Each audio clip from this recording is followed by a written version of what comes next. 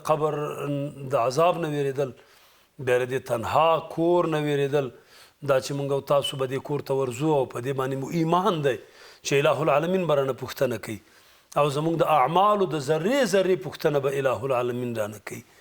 او دا قبر نو اول منزل ده.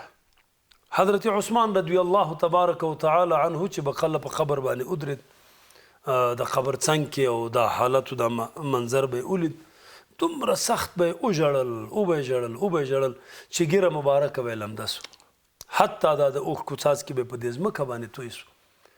چا به ورته وویل چې ته په ډېرو سختو ځایو کې موږ لیدلی نه جاړې، خو ژاړې نه، او په دغه ځای کې چې ته قبر ته ودرېږې او دا مقبره ووینې بیا ته ژاړې. نو دی وایي ما د نبي کریم صلی الله علیه وسلم نه اورېدلي قبر اول منزل د منازلو د آخرت. که چېرته په دغه منزل کې یو سړی کامیاب سو وروستو به هم بیا دی کامیابي، او که دغه ځای کې ناکام سو بیا به وروستو هم ناکام.